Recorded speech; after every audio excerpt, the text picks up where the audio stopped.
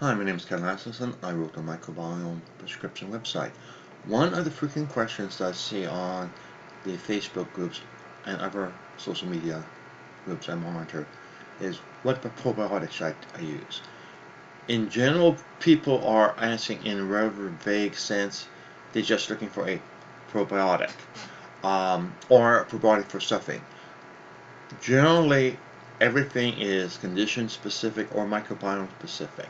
Now, for people who don't have a 16S sample to help resolve that question, I do have a lovely addition recently called Search for a Probiotic. Just click here and you will see a page, and what the page contains is the actual strains which have been tested in clinical studies for one or more conditions or whatever, and it's free. You can put in any word you want and it will search through a collection of several hundred PubMed articles and studies and trace things back to a specific probiotic strain which is available from a retail seller with a link to the name of the product and then just hyperlinks over to where you can purchase it. So it makes life very easy. So let's take a look at purchases. Oops. Okay. Let's take a look at this one.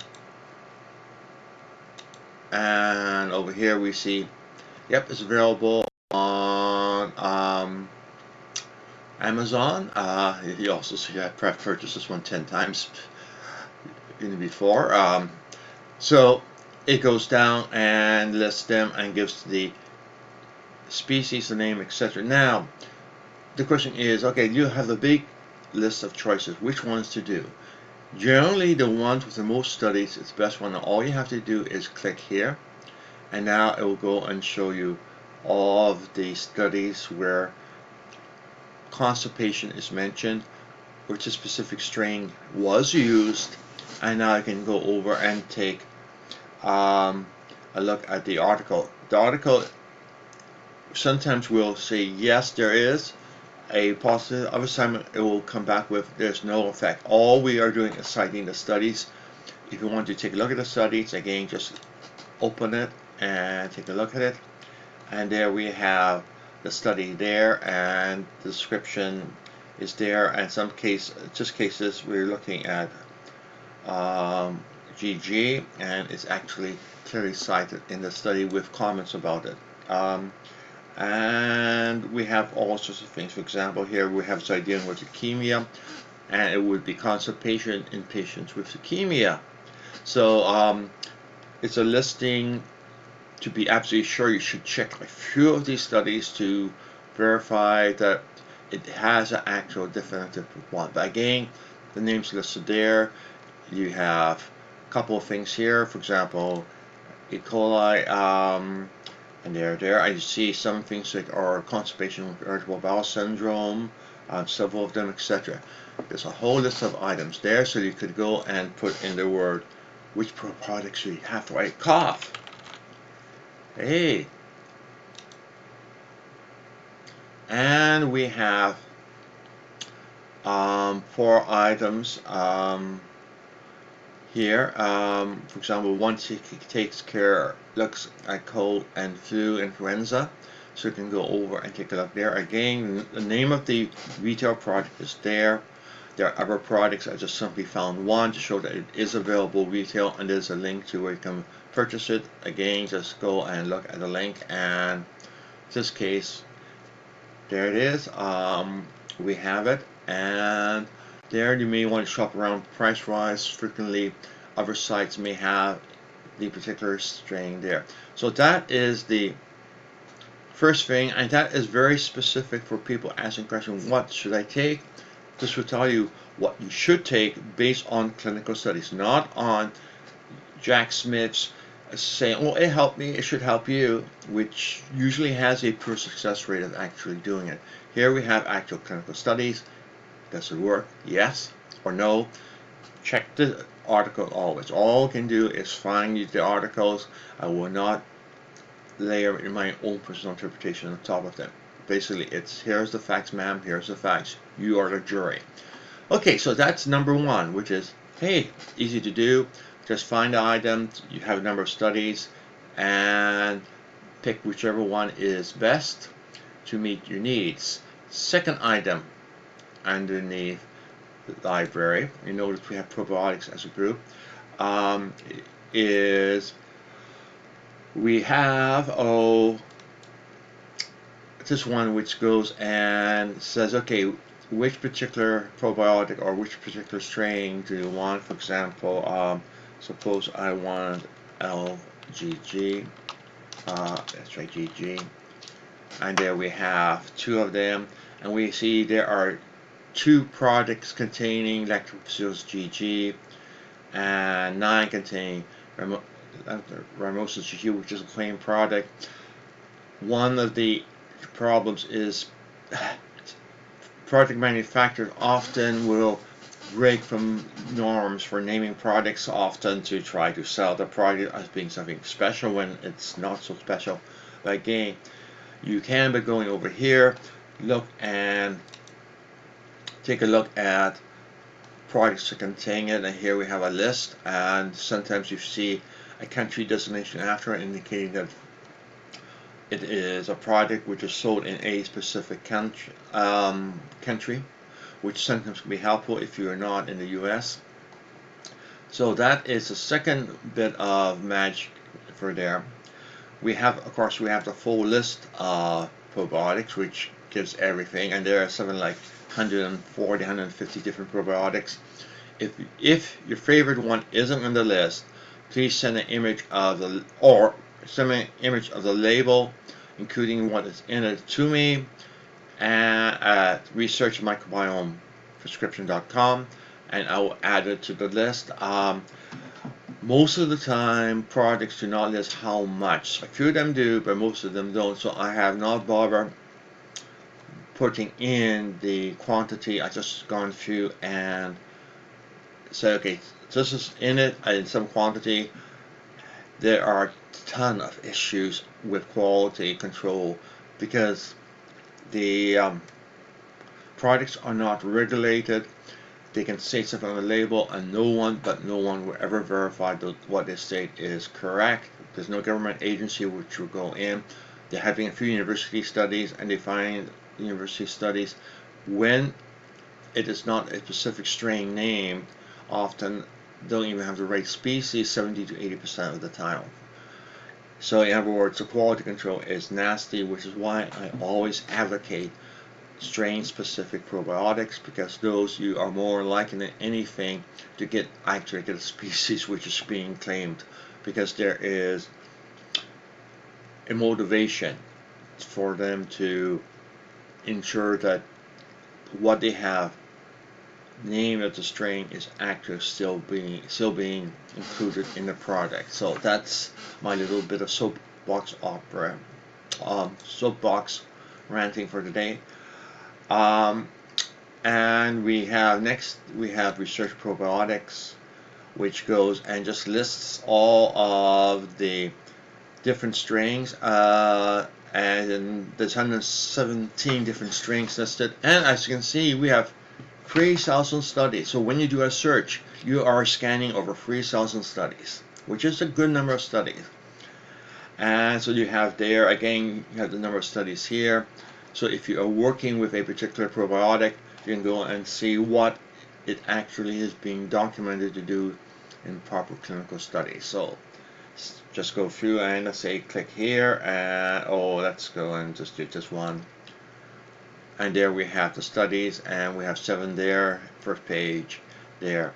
If you are logged in, then you will find links directly to the studies. If you are premium or professional, you actually probably have links going to the actual full text of the study for those who want to do more heavy-duty reading.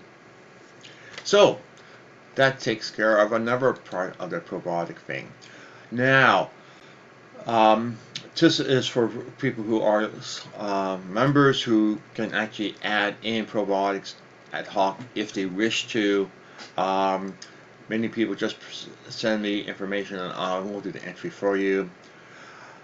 Next we end up with a bit of interesting thing which is just put together, which is compound produced. So I go in here and I go in and I look at a probiotic, and it will go and list off all of the items there, and we see that there are 910 chemicals being produced by the probiotic bacteria in this probiotic. Yes, 910.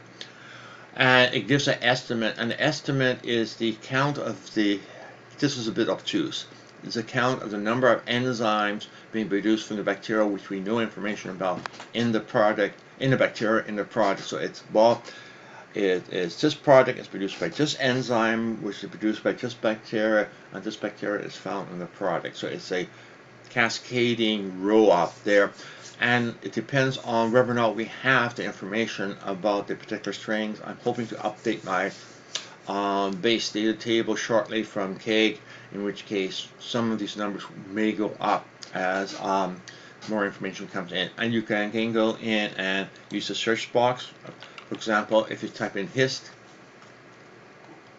you can go and see, okay, this probiotic does produce some histamine, produces a bunch of histidine,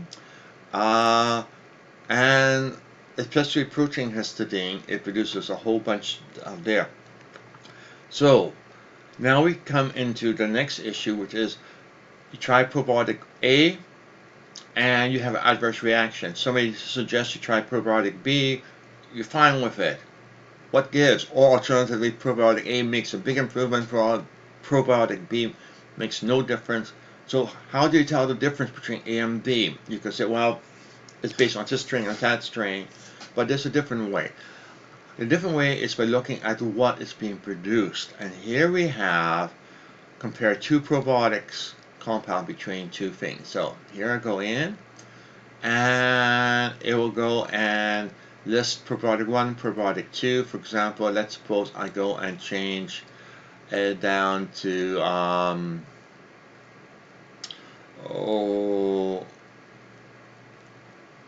just one.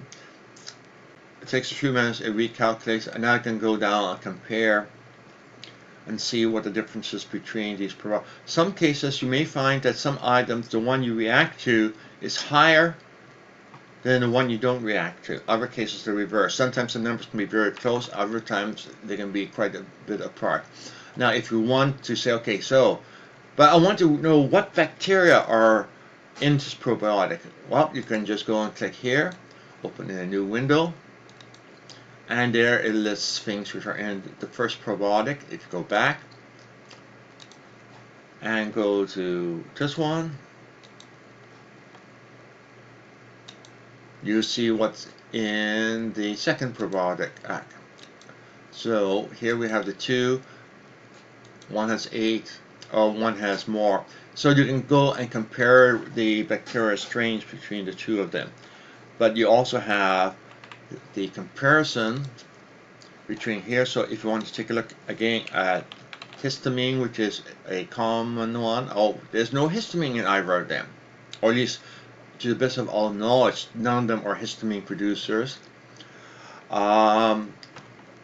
They do produce histidine, and what we could do is also go and check things like lactic acid, and we see they produce lactic acid. Both of them produce D-lactic acid, which is known to cause brain fog, etc. So they are similar, but if you go over to something a little bit different, like let's go up to, or what I'm looking for, okay, let's go over to symbol 42, which is a single strain probiotic, and there we see the numbers, and let's see if we have anything for, nope, I started there and we have no information about symbol 42 at present. I expect that to be changed in the next little while. Let's go over to this one again, another single strain, and again we have nothing available. The information we get comes from the genes found in the specific bacteria, and not every probiotic bacteria has been sequenced. That's an ongoing one, and they are discovering new. Okay, so let's go back and take a look at the library. We have search for a probiotic, allows you to put in a word such as stupidity and see if there are any probiotics dealing with stupidity. I don't think you will be, but you never know. Then you can look by strains and species. You can go and see the full list. You can look at the research for retail probiotics. You can go and see what compounds produce, and you can compare compounds between two different probiotics to see if you can identify why you get a difference of reaction between probiotics. That's it. That's sort of my suite of tools to help you pick which probiotic you should use or may want to try. On the flip side, if you have a 16 sample, the suggestions automatically calculate which probiotics and which retail probiotics are suggested against your whole microbiome, which I view as being superior. But if you don't have that information, you have just information and you can work with it. Okay, that's it.